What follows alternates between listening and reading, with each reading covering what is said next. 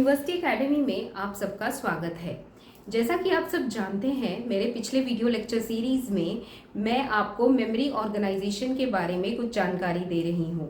तो अगर आपने सीक्वेंस से मेरे वीडियो लेक्चर सीरीज देखे हैं तो जो टॉपिक्स हमने मेमोरी ऑर्गेनाइजेशन में कवर करे हैं वो था, सबसे पहले कितनी टाइप की मेमोरी अवेलेबल होती है, सबसे पहले मेमोरी करती क्या है, what is memory, what does it do, how many types of memories are available for my machine, memory hierarchy किसे कहते हैं।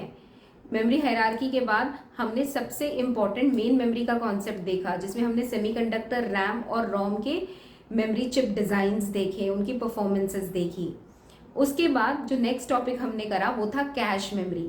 कैश मेमोरी मैंने पिछले वीडियो लेक्चर सीरीज में आपको बताया कि ये बहुत ही इम्पॉर्टेंट मेमोरी मॉड्यूल है। ये फास्टेस्ट है और छोटा होता है लेकिन बहुत फास्ट बना देता है ये आपके मशीन के स्पीड को, क्योंकि ये बहुत जल्दी डेटा एक्सेस करवाता है सीपीयू को। तो कैशे मेमोरी लेवल्स की होती हैं, बहुत सारी लेवल्स आती हैं इसमें, लेवल 1, लेवल 2 और लेवल 3। मैंने आपको पिछले वीडियो लेक्चर सीरीज में सब कुछ कैश मेमोरी से रिलेटेड समझाया था, उसका पर्पस, उसकी प्लेसमेंट, उसका ऑपरेशन और उसकी परफॉर्मेंस, एवरीथिंग। अब आगे इसी सिलसिले को बढ़ाते हैं और आज का जो टॉपिक हमारा है उसको हम कहते हैं कैश मेमोरी मैपिंग। मैं स्टूडेंट्स को ये बताना चाहूँगी कि ये फॉर श्योर क्वेश्चन है यूनिवर्सिटी की तरफ से, ये ज़रूर आता है, ये सबसे इम्पॉर्टेंट कॉन्सेप्ट है कैशे मेमोरी मैपिंग। तो इस वीडियो लेक्चर को बहुत अच्छे से सुनिए और समझिए। ये वीडियो लेक्चर सीरीज को आपको 2 हिस्सों में देखना होगा। एक तो आज का जो वीडियो लेक्चर सीरीज है जहाँ पर मैं आपको 2 टेक्निक्स पढ़ाऊंगी मैपिंग के, और इसका जो नेक्स्ट वीडियो लेक्चर सीरीज है जिसमें मैं तीसरा मैपिंग टेक्निक समझाकर इस मैपिंग के कॉन्सेप्ट को खत्म करेंगे। तो आप दोनों ही सिंक्रोनाइजेशन में देखिएगा। अगर आपको इस टॉपिक से जुड़े हुए नोट्स चाहिए तो नीचे दिए गए डिस्क्रिप्शन लिंक को ज़रूर क्लिक कीजिए, आपको नोट्स अवेलेबल हो जाएंगे। तो आइए शुरू करते हैं आज का टॉपिक, जिसे हम कहते हैं कैश मेमोरी मैपिंग। सबसे पहले तो हम ये देखते हैं कि हमें मैपिंग की ज़रूरत क्यों है। जैसा कि मैंने आपको पिछले वीडियो लेक्चर सीरीज में एक डायग्राम के जरिए समझाया था कि कैश मेमोरी एक्चुअली में कहाँ प्लेस्ड होती है। मैंने आपको बताया था कि कैश मेमोरी अगर लेवल 1 कैश है तो वो प्रोसेसर के साथ ही होता है और मेन मेमोरी प्रोसेसर से बाहर होता है। तो अगर मैं ये कहूँ कि जब सीपीयू सबसे पहले डेटा ढूंढता है तो वो कहाँ ढूंढता है, वो सबसे पहले रजिस्टर में डेटा को ढूंढेगा। मान लीजिए उसको रजिस्टर में डेटा नहीं मिलता है तो वो नेक्स्ट कहाँ देखेगा, it will definitely search for the data in L1 cash. अगर मान लीजिए L1 कैश में डेटा अवेलेबल नहीं है तो मोस्ट डेफिनेटली उसको प्रोसेसर से बाहर जाना पड़ेगा और उसको डेटा ढूंढना पड़ेगा अब मेन मेमोरी के अंदर। अब बात यह है कि मान लीजिए उसको मेन मेमोरी में डेटा मिल जाता है, लेकिन सीपीयू जो है सबसे पहले कम्युनिकेशन कैश मेमोरी के साथ करता है। तो इसीलिए ये जो मेन मेमोरी में पाया गया डेटा है उसको हमें वापस कैशे में लोड करना होता है। तो ये जो प्रोसेस होता है जहां पर हम मेन मेमोरी से डेटा उठा के कैशे में असाइन कर रहे हैं उसको मैपिंग कहते हैं। अब आप मुझे पूछ सकते हो कि क्या इसकी ज़रूरत है? बिल्कुल है, बिल्कुल है, क्योंकि कैश में अगर डेटा अवेलेबल नहीं है तो जाहिर सी बात है ना, सीपीयू को कहीं से तो डेटा चाहिए, तो कहाँ ढूंढेगा वो मेन मेमोरी डी रैम में ज़रूर ढूंढेगा और उसको वहाँ से डेटा मिल भी जाएगा। लेकिन क्या मैं डी रैम का डेटा डायरेक्टली सीपीयू के साथ अवेलेबल करा सकती हूँ? तो आंसर है no. I have to load it into the cache, because hierarchy याद रखिएगा, वो पिरामिड जो मैंने आपको समझाया था जिसमें मैंने आपको बोला था कि टॉप पे हमेशा रजिस्टर होता है, उसके बाद कैश होता है। तो सीपीयू उस प्रायोरिटी को ज़रूर देखता है, तो सीपीयू सबसे पहले कैश में ही ढूंढना चाहेगा डेटा। तो जाहिर सी बात है मुझे जो मेन मेमोरी का डेटा है उसको उठा के वापस कैश में लोड करना ही होगा। तो ये जो पूरा प्रोसेस होता है जहां पर मैं मेन मेमोरी का डेटा उठा के कैशे में लोड कर रही हूँ, this entire process is called as mapping. ये बहुत ही इंपॉर्टेंट कॉन्सेप्ट है। तो अब देखते हैं कितने टाइप्स की मैपिंग होती है कंप्यूटर ऑर्गेनाइजेशन में। 3 तरह की मैपिंग होती है।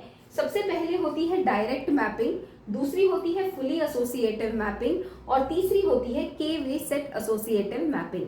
ये तीनों ही बहुत ही अच्छे टेक्निक्स हैं, किसी की कोई लिमिटेशन है, किसी का कोई एडवांटेज है, लेकिन तीनों ही मैपिंग बहुत ज़्यादा इंटरेस्टिंग है और इम्पॉर्टेंट भी है। तो आइए आज के वीडियो लेक्चर सीरीज में हम दो मैपिंग पढ़ते हैं। मैंने दोनों ही साइमल्टेनियसली इसीलिए लिखे हैं ताकि आपको समझ आए मैपिंग का प्रोसेस। तो सबसे पहले हम देखते हैं डायरेक्ट मैपिंग और उसके बाद हम देखते हैं फुली एसोसिएटिव मैपिंग।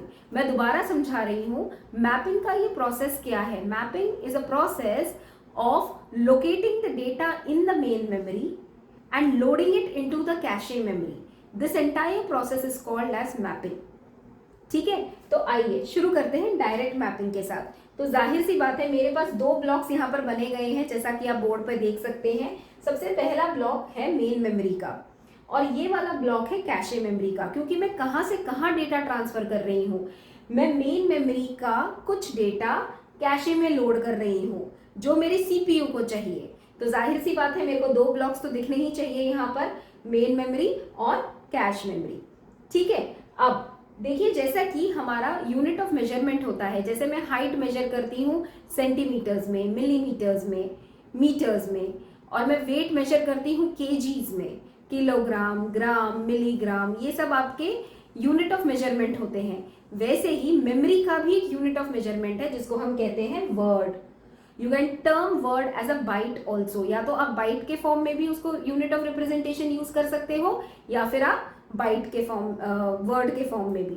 तो यहाँ पर मैं कह रही हूँ कि ये जो मेन मेमोरी है ये 128 वर्ड्स की कैपेसिटी की है।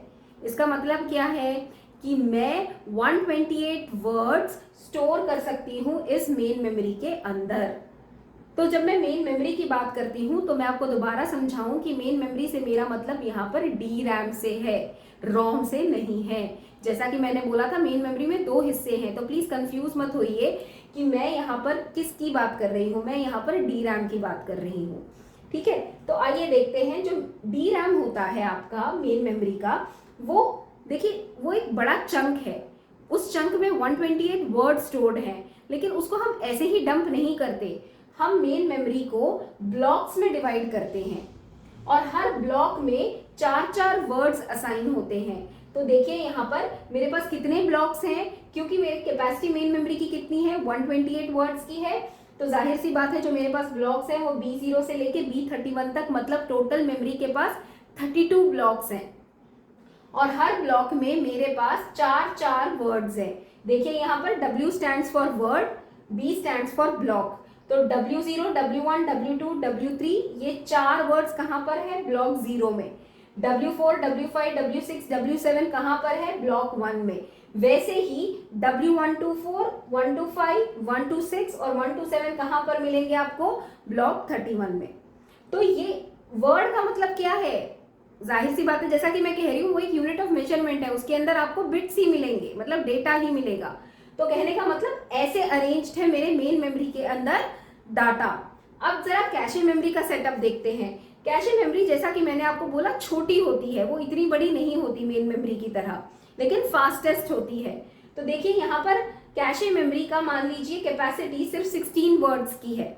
तो 16 वर्ड्स की जो कैपेसिटी है कैशे मेमोरी की, तो जाहिर सी बात है यहाँ पर भी एक सेटअप होगा, मैं डायरेक्टली डंप नहीं कर सकती वर्ड्स को। तो देखिए कैशे मेमोरी 4 लाइंस में डिवाइड हो गई है। L stands for line, line number 0, line number 1, line number 2 और लाइन नंबर 3। मतलब ये जो ब्लॉक्स हैं ये मैप होंगे अब आपके लाइंस ऑफ कैश के साथ। This is the concept of mapping. मतलब मैं यहाँ के ब्लॉक ऑफ मेन मेमोरी को यहाँ के लाइन ऑफ कैशे के साथ मैप करती हूँ। मैप का मतलब उसको बताती हूँ कि आपको यहाँ पर जाकर सेव होना है कैशे मेमोरी में। इस प्रोसेस को हम मैपिंग कहते हैं। तो जैसा कि ये नाम बताता है डायरेक्ट मैपिंग, ये बहुत ही सिंपल है। देखिए it works on this particular formula K mod n। यहाँ पर K denotes the number of block number. जैसा कि यहाँ पर आप देख सकते हैं ये ब्लॉक नंबर है B0, B1, B2, B3, B4 और N stands for number of lines. तो मान लीजिए मैं यहाँ पर कंप्यूट करती हूँ कि कौन सा ब्लॉक कहाँ पर जाके सेव होगा। हमेशा हमेशा उस ब्लॉक को वही लाइन मिलेगा, दैट इज डायरेक्ट लिंक। तो देखिए अगर मान लीजिए मैं 0th ब्लॉक की बात करती हूँ तो K का वैल्यू क्या हुआ, 0। और अगर मैं N की बात करती हूँ तो N तो 4 है, क्योंकि how many lines do I have in cache memory, 4 lines. तो 0 mod 4 की वैल्यू कितनी है, 0। तो इसका मतलब क्या समझ आ रहा है आपको? ये वाला ब्लॉक जो है B0, जब भी इसको पूछा जाएगा, जब भी इसका कोई डेटा लिया जाएगा, ये स्ट्रेट अवे उठ के किस लाइन में आकर बैठेगा? L0 में। ये और कहीं पर भी नहीं आ सकता, L1 में नहीं आ सकता, L2 में नहीं आ सकता, L3 में नहीं आ सकता, क्योंकि इसकी डायरेक्ट मैपिंग हो चुकी है लाइन 0 के साथ। अब वैसे ही देखिए, मान लीजिए मेरे नेक्स्ट ब्लॉक की हम बात करते हैं, जैसे B1, तो K की वैल्यू क्या हुई? 1 mod 4, 1 mod 4 इज 1। आशा करती हूं कि आपको इसका ऑपरेशन पता होगा, modulo operator only gives reminder, तो 1 mod 4 का मतलब है 1। तो इसका मतलब ब्लॉक 1 जब भी पूछा जाएगा, इसका डाटा सीधा उठ के कहां पर आएगा कैशे में? L1 कैशे में आएगा, लाइन 1 में आएगा, ना कि L0 में, ना कि L2 में, ना कि L3 में। This concept is called direct mapping. मतलब आपने ब्लॉक नंबर को लाइन नंबर के साथ फिक्स कर दिया। आपने बोला जब भी B0 आएगा L0 पर ही रहेगा, जब भी B1 से डेटा लिया जाएगा वो L1 पर ही रहेगा। This is called as direct mapping. अब यहां पर एक चीज मैं और बोलना चाहूंगी, एक ब्लॉक में 4 वर्ड्स होते हैं, जैसा कि W0, W1, W2, W3।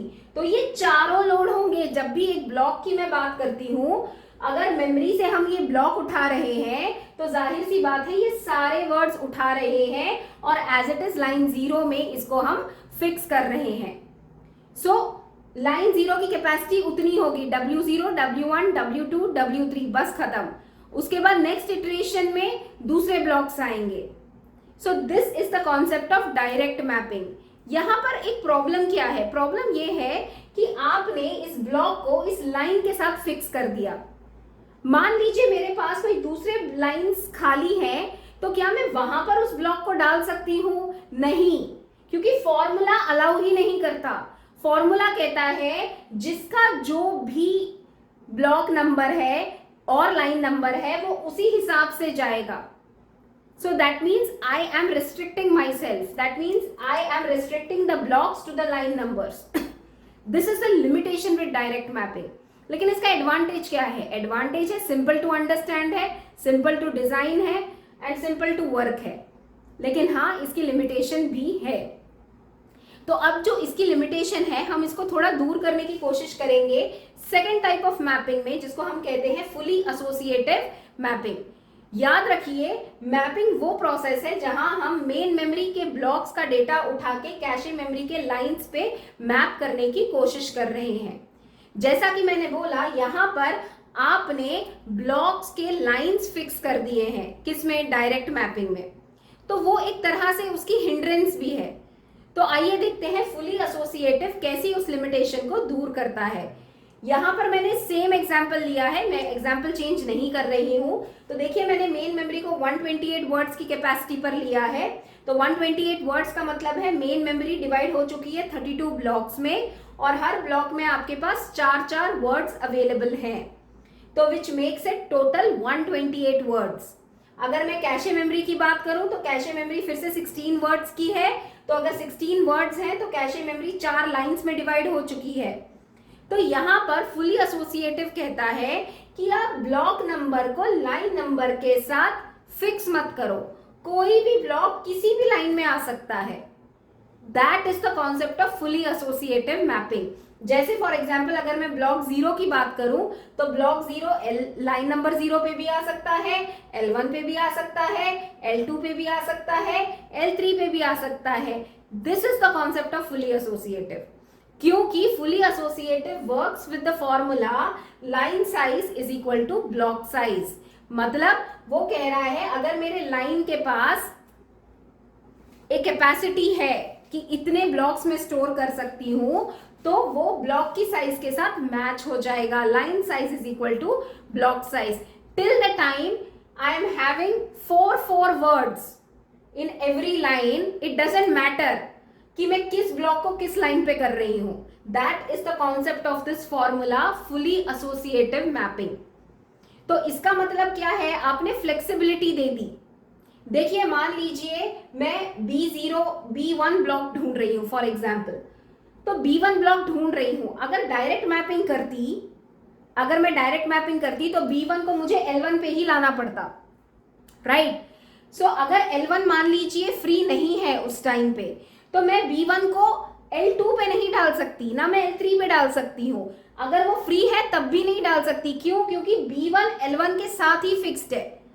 लेकिन यहां पर वो कॉन्सेप्ट नहीं है। मान लीजिए मेरे को B1 को लोड करना है और जो भी लाइन नंबर फ्री है, मान लीजिए L1 फ्री है, L2 फ्री है, L3 फ्री है, irrespective, I will just load it into that particular line.